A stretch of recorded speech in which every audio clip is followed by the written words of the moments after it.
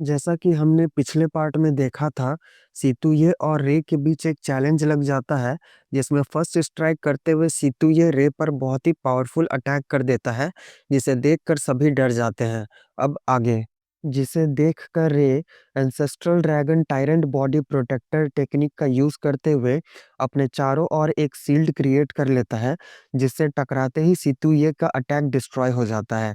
ये देखकर सीतुये काफी गुस्सा हो जाता है और अपना दूसरा कॉम्बैट स्किल को एक्टिवेट करते हुए डाइलैंग 9 लेयर्स पाम से अटैक कर देता है, जो सीधा जाकर रे के शील्ड से चिपक जाता है। ये देखकर रे बोलता है, तुम्हारा मोमेंटम तो काफी अच्छा है, पर तुम्हारा पावर बेकार है। फिर अपने ड्रैगन से उसके अटैक को डिस्ट्रॉय कर देता है। ये देखकर सीतुये और गुस्सा हो जाता है और बोलता है, मुझे इस बात पर यकीन नहीं है कि हम तुम्हें हरा नहीं सकते। फिर अपने थर्ड स्किल को एक्टिवेट करते हुए वाटर स्पाउट वाटर ब्लेड से अटैक कर देता है, जो सीधा एक बीम की तरह रे के शील्ड से जा टकराता है और खुश होते हुए बोलता है, लगता है तुम्हारा शील्ड अब टूटने ही वाला है, और दोबारा से सेम अटैक कर देता है। ये देख वो लड़की बोलती है, मुझे यकीन नहीं हो रहा कि रे सीतू ये को इस हद तक फोर्स कर सकता है। वाटर स्पाउट सीतू फैमिली का मार्शल आर्ट टेक्निक है, पर अगर रे का शील्ड टूट गया तो क्या रे इस अटैक को रोक पाएगा? पर ये ज़्यादा शॉकिंग है कि सिस्टर प्रिंसेस को बिल्कुल भी इस बात की फिक्र नहीं है। इधर रे का शील्ड अभी भी सीतू ये के अटैक को झेलने की कोशिश कर रहा था। तभी सीतू ये मुस्कुराते हुए बोलता है, रे अपने डेथ से मिलकर कैसा लग रहा है? और अपने फोर्थ स्किल को एक्टिवेट करते हुए क्लॉ ऑफ सी से अटैक कर देता है, जिसे देखकर रे बोलता है, तुम्हारा 3 मूव्स खत्म हो चुका है, अब मेरी बारी। और अपने ancestral dragon one finger technique से अटैक कर देता है, जिससे सीतुये का क्लॉ डिस्ट्रॉय हो जाता है। फिर एंसेस्ट्रल ड्रैगन टायरेंट फिस्ट से अटैक कर देता है सीतुये पर, जिसे देखकर सीतुये अटैक करने के बारे में सोचता है, पर उससे पहले ही वो अटैक उसे हिट कर जाता है, जिससे पिटते हुए वो पीछे फेंका जाता है। ये देखकर रे बोलता है, हाफ स्टेप पियानो रेल में इससे ज्यादा कुछ नहीं है। ये देखकर तो वहां खड़े सभी लोग सदमे में आ जाते हैं और सावयान बोलता है, सीतू ये हार गया। फिर एक लड़का बोलता है, रे के पास इतना पावरफुल ड्रैगन स्किल्स कैसे हो सकता है? फिर दूसरा लड़का बोलता है, मैंने मेरे कियांगलोंग रॉयल फैमिली में भी इस तरह का टेक्निक पहले कभी नहीं देखा। ये सब सुनकर मास्टर सीतू भी बोलते हैं, ये स्किल सच में एक्स्ट्राऑर्डिनरी है। फिर रे सीतुये के पास चलकर जाता है और बोलता है, याद रखना, प्रिंसेस बिंगलुआन तेरे पहुंच से बहुत दूर है अब से। फिर सीतुये चिल्लाते हुए मास्टर सीतू से बोलने लगता है, अंकल, रे ने मेरा डांटियान तोड़ दिया, इससे मेरा बदला लीजिए। ये सुनकर मास्टर सीतू सीतुये के पास आ जाते हैं और चेक करते हुए रे से बोलते हैं, माय फ्रेंड, तुम्हारा अटैक काफी हार्श था, राइट? तो रे बोलता है, सीतुये का बैड इंटेंशंस था प्रिंसेस बिंगलुआन को लेकर, इसे एंस मेंशन में रखना काफी डेंजरस था, इसलिए इसका कल्टीवेशन मिटाकर हम आपके हिडन डेंजर को खत्म करने में मदद की है, वरना एक दिन ये प्रिंसेस को अब्यूज करता। इस चीज के बारे में तो नाइन्थ प्रिंसेस भी आपको बताई थी। फिर अब आप इस बारे में क्या सोचते हैं? ये सुनकर मास्टर सीतू भी नाइन्थ प्रिंसेस के बारे में सोचने लग जाते हैं। फिर बोलते हैं, सीतू ये डिसीजंस लेने में काफी अच्छा है और अपने दोस्तों से लड़ने में भी।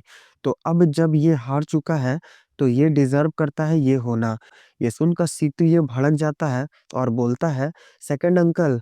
तभी उसे डाँटते हुए मास्टर सीतू बोलते हैं, तुम प्रिंसेस के बॉडीगार्ड थे, तुम्हें स्ट्रिक्टली प्रिंसेस का ऑर्डर को ओबे करना था। अब जब तुम हार चुके हो, तो क्या अब भी ट्रबल्स क्रिएट करना है? तुम खुद साइड में जाकर इस बारे में क्यों नहीं सोचते और उसे उठाकर दूर फेंक देते हैं? ये देखकर सावियान शॉक हो जाता है और बोलता है, मास्टर सीतू सच में इस मैटर को जाने दे रहे हैं? तो वो लड़की बोलती है, मास्टर सीतू नाइन्थ प्रिंसेस से एक टाइम पर प्यार किया करते थे, पर नाइन्थ प्रिंसेस को किंग एंस मेंशन के थर्ड प्रिंस जी साउटियान से प्यार हो गया, इसलिए मास्टर सीतू अभी तक शादी नहीं किए। और यही कारण है कि वो एंस मेंशन में बिना हेजिटेशन के इंटर किए और सिस्टर बिंगलुआन के मास्टर बन गए, ताकि वो नाइन्थ प्रिंसेस से दूर से ही मिल सके। सीतुये ने प्रिंसेस का एडवांटेज लेने का कोशिश किया, तो भला मास्टर सीतू ये चीज़ कैसे टॉलरेट कर सकते हैं? फिर सोचती है, पर ये बात भला रे कैसे जानता है? तभी रे उसके पास चलते हुए आने लगता है, जिसे देखकर वो सोचती है कि ये मेरे पास क्यों आ रहा है? तभी रे एकदम उसके पास कान में आकर बोलता है, हम और भी सीक्रेट्स को जानते हैं, जैसे कि बीमू पैलेस आपने कैसे फाइट किया थ्रोन को पाने के लिए। ये सुनकर वो लड़की भड़क जाती है और बोलती है, रे मैं तुम्हें जान से मार दूँगी। ये सुनकर रे हँसते हुए बोलता है, मिस किन्यू हम दूसरों का सीक्रेट्स रखना पसंद करते हैं, इसलिए इस सीक्रेट के बारे में कभी कोई नहीं जान पाएगा। पर हम चाहते हैं कि आइस फ्लेम अर्थ ड्रैगन केव में एंटर करने के बाद मिस किन्यू भी मेरी मदद करे dragon blood marrow cleansing flower ढूंढने में। पर अगर ये फ्लावर नहीं मिला तो फिर हम इस बात का गारंटी नहीं ले सकते कि ये सीक्रेट स्प्रेड होगा कि नहीं। ये सुनकर एक लड़का रे पर भड़कते हुए बोलता है, लड़के तुम्हारा हिम्मत कैसे हुआ माई लेडी को थ्रेटन करने का। तो मिस किन्यू उस लड़के से बोलती है, अंकल यू रिलैक्स। जैसे सुनकर वो लड़का शांत हो जाता है। एक्चुअली में ये अंकल है गाइस, पता नहीं था मुझे। फिर मिस किन्यू रे से बोलती है, मुझे नहीं पता था कि तुम्हारा ऐसा मतलब है। हम काफ़ी इम्प्रेस हुए स्लेव फैमिली से। पर मैं तुम्हें बताना चाहूँगी, सिर्फ़ तुम ही नहीं हो जो dragon blood marrow cleansing flower को पाना चाहता है। अगर जेनन पैलेस को ये पहले मिल गया, तो मुझे नहीं लगता कि तुम जो कि स्लेव फैमिली हो उनसे ईज़िली डील कर पाओगे। तो रे बोलता है, आपको इस बारे में चिंता करने का ज़रूरत नहीं है। फिर चलते हुए साओयान की तरफ जाने लगता है, जिसे देखकर साओयान सोचने लगता है, ये मेरी तरफ क्यों आ रहा है? फिर उसके पास रे जाकर बोलता है, फिफ्थ प्रिंस साओयान, 3 महीने पहले फुल मून रात में आपका फ्लावर हाउस गर्ल से अफ़ेयर हुआ था। क्या आप आइस फ्लेम अर्थ ड्रैगन केव एंटर करने वाले हैं? ताकि आप उसके लिए dragon blood marrow cleansing flower ढूँढ सकें। अगर आपके पिता को इस बारे में पता चल गया, तो पता है ना आपके साथ क्या होगा? ये सुनकर साओयान भड़कते हुए उससे बोलता है, तुम क्या बकवास कर रहे हो? तो रे बोलता है, याद रखना ड्रैगन केव में एंटर करने के बाद जितने भी एलिक्सिर्स तुम्हें मिलेंगे, उसका 70% तुम्हें मुझे देना होगा, वरना फिर मुस्कुराने लगता है। जिसे देखकर साओयान भड़कते हुए बोलता है, तुम क्या मुझे धमकी दे रहे हो? तो रे हँसते हुए बोलता है, अगर तुम्हें ये धमकी लग रहा है, तो यही सही। फिर आगे बढ़ते हुए प्रिंसेस बिंगलुआन के पास चला जाता है। तभी एक आदमी साओयान के पास आकर बोलता है, यंग मास्टर, क्या आप चाहते हैं कि मैं एक्शन लूँ और इस लड़के को जान से मार दूँ? तो साओयान बोलता है, इसकी कोई ज़रूरत नहीं है। फिर चिल्लाते हुए रे से बोलता है, ठीक है, हम 70% एलिक्सिर्स तुम्हें दे देंगे। जिसे सुनकर रे मुस्कुराते हुए बोलता है, बहुत अच्छे। फिर प्रिंसेस मन में सोचने लगती है, ये सब क्या हो रहा है? पहले किन्यू, फिर सायान, ज़रूर इन लोगों का कोई सीक्रेट है जिसके बारे में रे को पता चल गया है। पर रे के पास भला किस तरह का एबिलिटीज़ है जो कि 2 ग्रेट एम्परर और ग्रैंडसन्स को धमकी दे सकता है? फिर रे बोलता है, मुझे इस तरह से मत देखिए प्रिंसेस, मुझे पता है आपके दिमाग में क्या चल रहा है। ये सुनकर प्रिंसेस उसे और भी ज़्यादा घूरने लग जाती है, जो कि काफ़ी फ़नी था। तभी वो फ़ॉरबिडन डोर ओपन होने लगता है, जिसे देखकर मास्टर सीतू बोलते हैं, प्रिंसेस फ़ॉरबिडन डोर ओपन हो चुका है, अब आपको आइस फ्लेम अर्थ ड्रैगन केव को ओपन कर लेना चाहिए।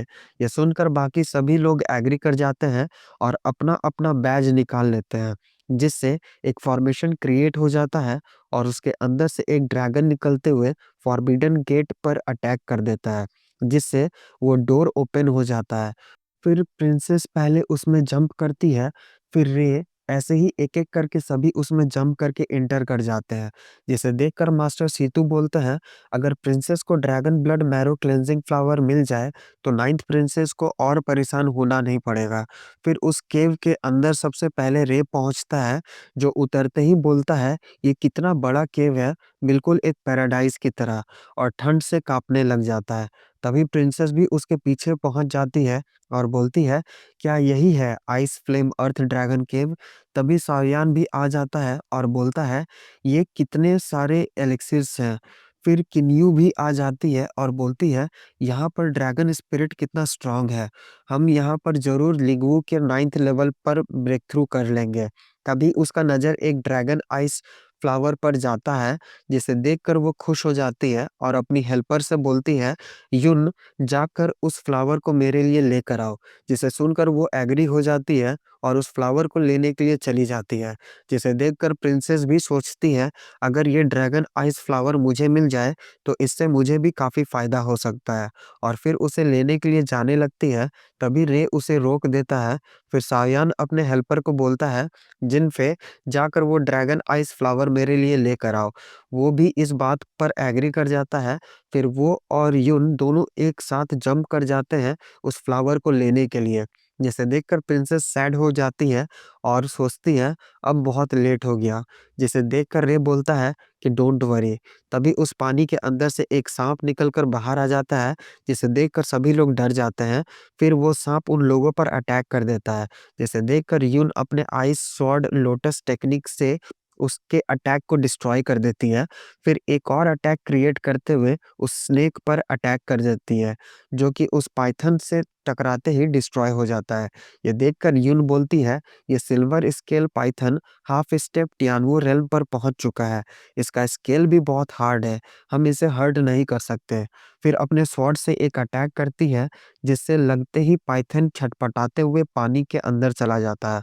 फिर दोबारा से बाहर निकल कर दहाड़ने लगता है, जिसे देखकर जिनफे उस पर अपने स्वॉर्ड से एक स्लैश लगाता है, जिससे हिट होते ही पाइथन उस पर भी एक अटैक कर देता है, जिससे जिनफे अपने विंग्स निकालकर डॉज कर लेता है और ऊपर हवा में जाकर hand yuan mountain knife technique से अटैक कर देता है, जिससे हिट होते ही पाइथन 2 हिस्सों में कटकर मर जाता है।